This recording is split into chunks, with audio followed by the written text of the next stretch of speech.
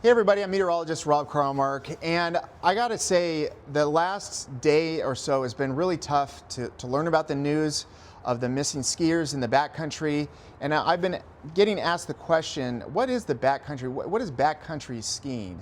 I grew up skiing almost entirely in resorts, but a couple years ago I was able to access backcountry terrain, in other words, far away from a resort, way out in the wilderness, by using a snowcat. It was a 4-day cat skiing trip in central British Columbia. And the terrain and the conditions and what could happen is exactly similar to accessing it on skis. They're called skins. You essentially almost walk with poles and a device, essentially a traction on the bottom of your ski so that you can go uphill, and then when you remove them, go downhill.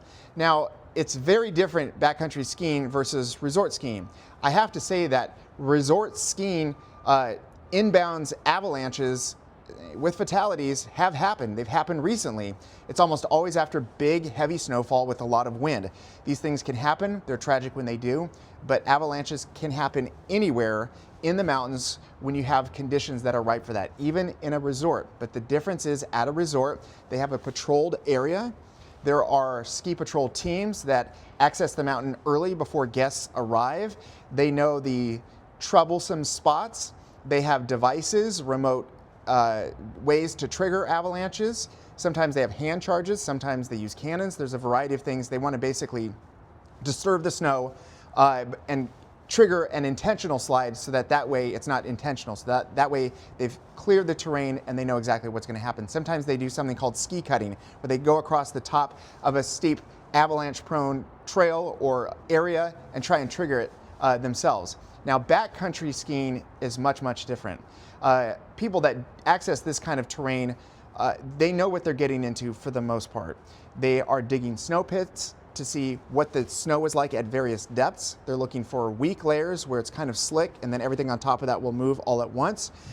They are studying the terrain for the most safe way to access the slopes that they want to ski on. They're looking for steep angle, low angle terrain more often than not, especially in a storm or after a storm.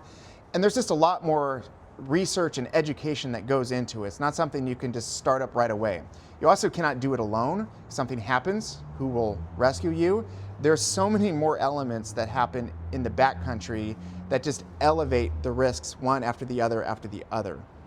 So there's a big difference. Now, people do this, and they do this often because what they're looking for is untracked terrain without any crowds. But it does come with a risk, and if something happens, the people that will help you and your lifeline is essentially the group that you're with.